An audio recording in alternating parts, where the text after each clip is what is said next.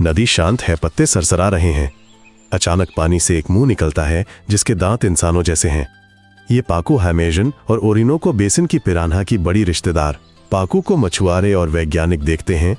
हर बार पाकू का जबड़ा मछली की कैसी होनी चाहिए कि आम धारणा तोड़ देता है। कल्पना कीजिए, आप जाल निकालते हैं, वहां पाकू एक शीशे जैसी आंख से देखता है। फिर पाकू का जबड़ा ठीक और मजबूती से बंद होता है, मानो वो एक सटीक शिकंजा हो। पाकू आसानी से अखरोट और घोंघे के कवच तोड़ देता है, जैसे हम उन्हें हथौड़े से तोड़ते हैं। इसलिए फलों के पास उंगलियां न डालें। ऐसा नहीं है कि पाकू इंसानों का शिकार करता है, बल्कि इसलिए कि पाकू का औजार लुगदी से सख्त हर चीज को कुचलने और काटने के लिए बना है। पाकू का शरीर ऊंचा और घना होता है, इसके किनारे चपटे होते हैं। इसकी शल्कें गहरे कांसे हरे रंग की होती हैं। वयस्क पाकू का पेट हल्का होता है। पाकू का सिर चौड़ा होता है, उसके होंठ मोटे होते हैं। उसके पीछे मानवीय दांतों जैसे चपटे दांतों की 2 पंक्तियां होती हैं। पाकू की आंखें छोटी होती हैं।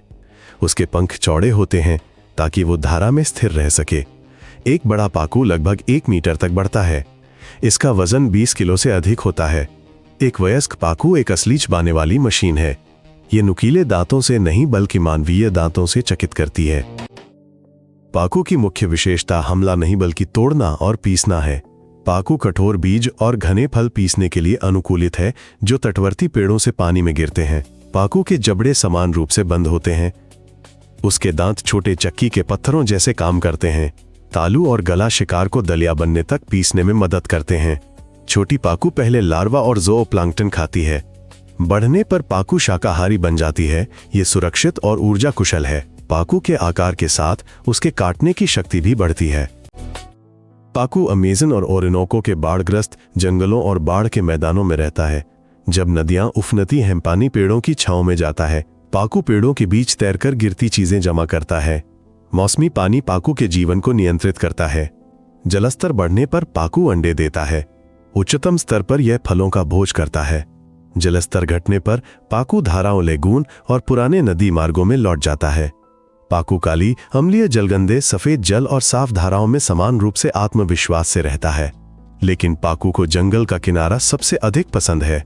वहां सबसे ज्यादा बीज और फल मिलते हैं। पाकू के दांत इंसानों जैसे दिखते हैं, यह प्रकृति का मजाक नहीं है, यह रूपों का अभिसरण है। जब कार्य एक ही होता है तो विभिन्न प्रजातियों के समाधान समान होते हैं। पाकू को मोलर जैसी प्लेटें चाहिए ताकि वो वनस्पति भोजन पीस सके। वो मांस नहीं, फाड़ता जैसा पिरान्हा करता है। इस तरह पाकू नदी का माली बन जाता है। बीज निगलकर पाकू उन्हें आगे ले जाता है और बाद में छोड़ता है। यह पेड़ों को और दूर फैलने में मदद करता है। आपको क्या लगता है, पाकू पानी से डरने का कारण है या प्रकृति की संरचना का सम्मान करने का? टिप्पणियों में लिखें, क्या पाकू की मुस्कान ने आपको नदियों और जंगलों के बारे में नया नजरिया दिया है? सबसे बड़ा मिथक है कि पाकू इंसानों का शिकार करती है और सबसे कमजोर जगहों पर काटती है। असल में पाकू सतर्क होती है और दूर रहती है। चोटें उन्हें लगती हैं जो पकड़ी हुई पाकू को गलत तरीके से पकड़ते हैं। यह भ्रम पाकू के पिरान्हा से रिश्ते और सनसनीखेज सुर्खियों से फैलता है। एक्वेरियम मालिकों द्वारा पाकू को बाहरी जलाशयों में छोड़ने की कहानियां भी है। याद रखना जरूरी है, पाकू एक जंगली मछली है जिसके पास शक्तिशाली उपकरण है। पाकू का सम्मान किसी भी डरावनी कहानी से बेहतर समस्याओं से बचाता है। विज्ञान में पाकू प्रजाति का वर्णन 19वीं सदी में हुआ था। अमेज़न निवासियों के लिए पाकू सदियों से एक महत्वपूर्ण खाद्य मछली रही है। अब पाकू का पालन पोषण खेतों में किया जाता है। पाकू पौधों पर आधारित भोजन से तेजी से बढ़ती है। ये विभिन्न प्रकार के पानी को सहन कर लेती है। ये खेतों के लिए सुविधाजनक है। हालांकि पाकू ठंडी जलवायु में जीवित नहीं रह पाती। पाकू का शरीर गर्म मौसमी रूप से बदलती नदियों के अनुकूल होता है। वैज्ञानिक विशेष रूप से हैरान हैं। जहां पाकू गायब हो जाती है, कुछ पेड़ों के बीज ठीक से अंकुरित नहीं होते। नदी और वन पारिस्थितिकी तंत्र पाकू के काम पर निर्भर करता है। मानव जैसे दांतों वाली मछली कोई राक्षस नहीं है, ये एक अभियंता है। पाकू अपना भोजन स्वयं करती है। यह जंगल को बदलते जलीय संसार में जीवित रहने में मदद करती है। हमने देखा कि पाकू का जबड़ा जैसे पृथ्वी से नहीं, नदी और जंगल को एक प्रणाली में जोड़ता है। ये धरती के जीव चैनल है और भयानक खोजों को देखने के लिए सदस्यता लें, साथ ही हमारी नदियों के नए पड़ोसियों को भी।